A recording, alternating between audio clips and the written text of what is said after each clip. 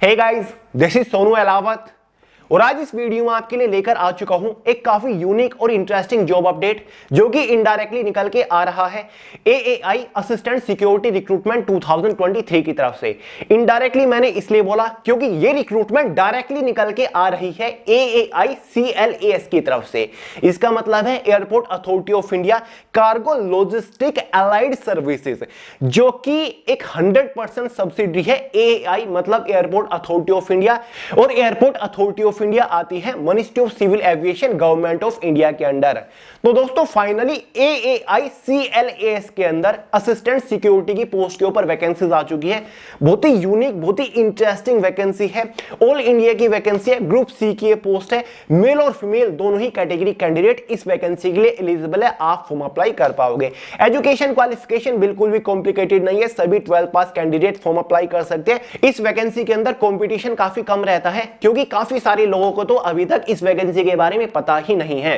दोस्तों अगर आपका भी ड्रीम है इंडिया के बड़े बड़े एकदम लग्जूरियस एयरपोर्ट के ऊपर जॉब करने का, तो इससे बेस्ट अपॉर्चुनिटी आपके लिए कोई और हो ही नहीं सकती। सैलरी भी अपने आप में ठीक ठाक है, जॉब प्रोफाइल भी बहुत ही अच्छी है, साथ ही प्रिविलेज और अलाउंसेस भी बहुत बढ़िया आपको इस पोस्ट के ऊपर देखने को मिलेंगे और सिलेक्शन के चांसेस काफी अच्छे हैं अगर आप एक सीरियस एस्पिरेंट हो।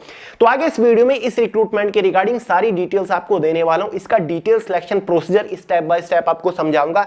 इसके एलिजिबिलिटी क्राइटेरिया के बारे में बात करेंगे, यानी कि minimum age limit, education qualification की क्या रिक्वायरमेंट है, साथ ही इस पोस्ट के ऊपर सिलेक्शन होने के बाद आपकी इनिशियल इन हैंड सैलरी क्या रहेगी, इस पोस्ट के सभी एक्स्ट्रा प्रिविलेजेस अलाउंस के बारे में बात करेंगे, लीव्स फैसिलिटी के बारे में बात करने वाले हैं, मेडिकल इंश्योरेंस फैसिलिटी के बारे में बात करेंगे, साथ ही दोस्तों ट्रेनिंग पीरियड को भी डिस्कस करेंगे, जॉब लोकेशन और सबसे इंपॉर्टेंट जॉब प्रोफाइल को भी डिस्कस करने वाले हैं। सिलेक्शन होने के बाद इस पोस्ट के ऊपर आपको काम क्या करना पड़ेगा। तो दोस्तों काफी यूनिक इंटरेस्टिंग रिक्रूटमेंट निकल के आई है। अगर आप थोड़े से भी इंटरेस्टेड हैं इस वैकेंसी को लेकर, वीडियो को आखिर तक जरूर देखिएगा। फॉर्म कैसे अप्लाई करना है, नोटिफिकेशन, सारी चीजें आपको प्रोवाइड कराने वाला हूं। तो चलिए दोस्तों बहुत ज्यादा टाइम वेस्ट नहीं करते, फटाफट वीडियो को शुरू करते हैं। और हाँ, वीडियो शुरू करने से पहले आपको एक मोस्ट इंपोर्टेंट इंफॉर्मेशन दे दूं। जैसे कि कल की वीडियो मैंने अनाउंसमेंट भी की थी कि 1 नवंबर शाम 5 बजे इसी चैनल के ऊपर लास्ट 12 मंथ्स के सभी मोस्ट इंपोर्टेंट एकदम फिल्टर्ड सिलेक्टेड करंट अफेयर्स का एक जबरदस्त सुपरफास्ट मैराथन हम कंडक्ट करने जा रहे हैं, जो कि हर एक कॉम्पिटिटिव एग्जाम एस्पिरेंट के लिए मोस्ट इंपोर्टेंट है। तो दोस्तों डेट और टाइम नोट कर लीजिए, ये सुपरफास्ट मैराथन मिस नहीं होनी चाहिए। 1 नवंबर शाम 5 बजे मिलते हैं सुपरफास्ट मैराथन में। तो दोस्तों जैसे कि मैंने आपको स्टार्टिंग में डिपार्टमेंट के बारे में बताया, AAI CLAS के अंदर ये रिक्रूटमेंट निकली है, मतलब airport authority of India cargo logistics and allied services है, जो कि AAI की ही एक सब्सिडी है और AAI ministry of civil aviation government of India के अंडर आता है। फिलहाल इस डिपार्टमेंट के अंदर असिस्टेंट सिक्योरिटी की पोस्ट के ऊपर वैकेंसी निकली है। टोटल नंबर ऑफ वैकेंसी सभी कैटेगरी को कंबाइन करके 436 यहां पर निकली हुई है। सबसे पहले बात कर लेते हैं इसकी इंपोर्टेंट डेट्स के बारे में। देखिए दोस्तों, इस वैकेंसी के लिए ऑनलाइन फॉर्म ऑलरेडी स्टार्ट हो चुकी है 20 अक्टूबर 2023 से। फॉर्म की जो लास्ट डेट रखी गई है वो 15 नवंबर 2023 रखी गई है। फॉर्म फीस के बारे में बात करें, जनरल OBC वालों के लिए 500 रुपए फॉर्म फीस चार्ज किए गए हैं। ST SC EWS female category के लिए केवल 100 रुपए फॉर्म फीस चार्ज किए गए हैं। बात कर लेते हैं एलिजिबिलिटी क्राइटेरिया के बारे में। सबसे पहले एज लिमिट को डिस्कस करते हैं, उसके बाद एजुकेशन को, क्वालिफिकेशन को डिस्कस करेंगे। एज लिमिट यहां पर मैक्सिमम जनरल कैटेगरी के लिए 27 ईयर रखी गई है। मिनिमम एज लिमिट का कोई भी क्राइटेरिया नहीं है। अगर आप 16-17 साल के भी हो फिर भी आप इस वैकेंसी के लिए ऑनलाइन फॉर्म अप्लाई कर सकते हो। बस मैक्सिमम एज लिमिट जनरल वालों के लिए 27 ईयर रखी गई है। जो आपकी एज कैलकुलेट होगी वो एज ऑन 1 अक्टूबर 2023 तक होगी। OBC ST SC वालों को एज के अंदर रिलैक्सेशन मिल जाएगा। OBC वालों को 3 ईयर का मिलेगा, ST SC वालों को 5 ईयर का एज के अंदर रिलैक्सेशन देखने को मिल जाएगा। फाइनली बात करते हैं एजुकेशन क्वालिफिकेशन के बारे में, जो कि बिल्कुल भी कॉम्प्लिकेटेड नहीं है।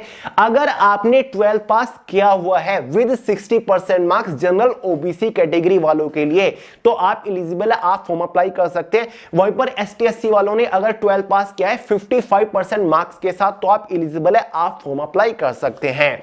क्लियर है? साथ ही आपको हिंदी और इंग्लिश लैंग्वेज की नॉलेज भी होनी चाहिए।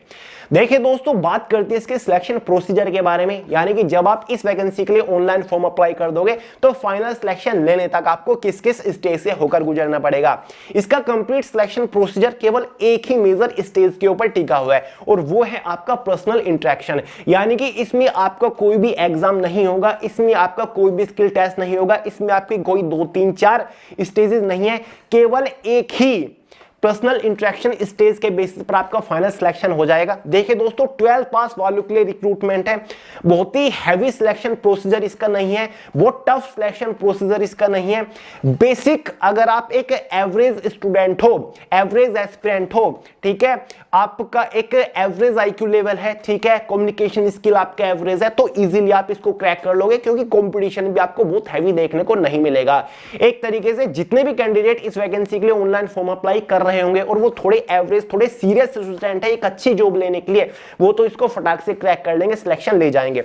पर्सनल इंटरेक्शन को हम कह सकते हैं पर्सनल इंटरव्यू होने वाला है, जिसमें सबसे प्रायोरिटी पर आपका डॉक्यूमेंट वेरिफिकेशन रखा जाएगा। आपको अपने सभी ओरिजिनल डॉक्यूमेंट वेरीफाई कराने होंगे, जैसे कि 12th की मार्कशीट या फिर पासिंग सर्टिफिकेट वेरीफाई कराना होता है। अगर आपने कोई रिजर्वेशन रिलैक्सेशन लिया है तो आपको स्पेशल कैटेगरी सर्टिफिकेट वहां पर दिखाना होता है। साथ ही आपको ओरिजिनल आईडी प्रूफ ले जाना होता है, आपको अपने सभी पासपोर्ट साइज फोटोग्राफ ले जानी होती है, 10th की मार्कशीट ले जानी होती है, ताकि वहां पर आपकी डेट ऑफ बर्थ को वेरीफाई किया जा सके। क्लियर है? सभी डॉक्यूमेंट की एक एक सेल्फ टेस्टेड फोटोकॉपी वहां पर आपको सबमिट करनी होती है। साथ ही दोस्तों आपका मेंटल एबिलिटी देखा जाएगा कि आप में आपके जो मेंटली आप कितने एक्टिव हो, मेंटली आप कितने फिट हो, ठीक है। एक नॉर्मल सा फॉर्मल सा मेडिकल टेस्ट होता है, मेडिकल टेस्ट ज्यादा नहीं होता, मतलब बहुत ही बेसिक सा होता है। ये देखा जाता है कि आप हाँ फिट हो इस जॉब के लिए, आप एकदम सही मतलब एस्पिरेंट हो, ठीक है। ये आप इजीली क्वालिफाई कर लोगे, बहुत बड़ी बात नहीं है। फॉर्म अप्लाई करने के बाद गूगल कर लीजिएगा या फिर यूट्यूब के ऊपर सर्च कर लीजिएगा कि जो AAI CLAS होता है इसका पर्सनल इंटरेक्शन क्या होता है, कैसे कैसे क्वेश्चंस पूछे जाते हैं या फिर क्या क्या चीजें जरूरी होती हैं, ठीक है। आप क्लियर कर लोगे अगर थोड़ा बहुत आप मतलब इसके बारे में जानकारी इकट्ठा करने की कोशिश करो। बहुत बड़ी बात नहीं है, केवल क्वालिफाइंग नहीं चाहिए, ठीक है। आपको क्वालिफाई करना होता है, ये क्वालिफाई करके तो फाइनली आपका सिलेक्शन हो गया। साथ के साथ वहां पर आपको रिजल्ट का पता चल जाएगा कि आपने क्वालिफाई कर लिया फिर नहीं कर लिया। हालांकि दोस्तों इसके नोटिफिकेशन में सिलेक्शन प्रोसीजर के बारे में बहुत ज्यादा जानकारी नहीं दे रखी है, बस पर्सनल इंटरेक्शन के बारे में कहा हुआ है। लेकिन फिर भी मेरे हिसाब से इसका सिलेक्शन प्रोसीजर मेरिट बेस्ड हो सकता है, यानी कि आपके 12 के मार्क्स के बेसिस पर कैटेगरी वाइज एक मेरिट बनेगी जो कि डिसाइड करेगी कि क्या आप इसके पर्सनल इंटरेक्शन के लिए क्वालिफाई कर रहे हो या फिर नहीं कर रहे हो। पर्सनल इंटरेक्शन में ज्यादा प्रायोरिटी डॉक्यूमेंट वेरिफिकेशन की रखी जाएगी। अब बात करते हैं, अगर आप इसको क्रैक कर लेते हो, सिलेक्शन आपका हो जाता है, सिलेक्शन होने के बाद आपकी इनिशियल इन हैंड सैलरी क्या रहेगी। और एक और चीज मैं आपको बताना भूल गया, ये एक कॉन्ट्रैक्चुअल बेस्ड रिक्रूटमेंट है, यानी कि यहां पर आपका 3 साल का पहले कॉन्ट्रैक्ट होगा जस्ट आफ्टर सिलेक्शन। लेकिन नोटिफिकेशन में यह भी साथ साथ क्लियर किया हुआ है कि आपकी परफॉर्मेंस के बेसिस पर आपका टेन्योर जो टाइम है वो बढ़ाते चले जाएंगे, ठीक है। अगर आप फिलहाल 3 साल के लिए आपका सिलेक्शन हो रहा है तो आपकी परफॉर्मेंस के बेसिस पर, यानी कि अगर आपकी परफॉर्मेंस बहुत ही अच्छी रही है, आपने अच्छे तरीके से डिपार्टमेंट के साथ काम किया है, तो आपका टेन्योर यानी कि जो कॉन्ट्रैक्ट है वो बढ़ाते चले जाएंगे। 3 साल की जगह 5 साल, 5 साल की जगह 8 साल, फिर 10 साल, और आप परमानेंट भी हो जाओगे इसके अंदर। क्लियर है? अब पे के बारे में बात करते हैं, पे और अलाउंसेस के बारे में।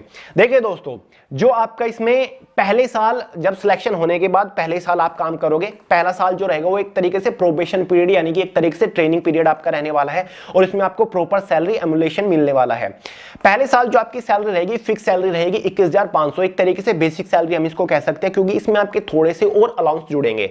नोटिफिकेशन में हालांकि कहा हुआ है कि ये इंक्लूसिव है अलाउंस के, लेकिन फिर भी कुछ अलाउंस जुड़ते हैं, क्योंकि काफी सारे लोग हर साल इसमें सिलेक्शन लेते हैं, उनको उनसे बात करने के बाद पता चला। टीए डीए इसमें आपका जुड़ता है, साथ ही जो आप ट्रैवल करते हो फ्लाइट के थ्रू उसमें भी आपको, उसका भी आपको अलाउंस इसमें मिल जाता है। तो पहले साल आपको 21,500 से ज्यादा सैलरी मिलेगी, ठीक है।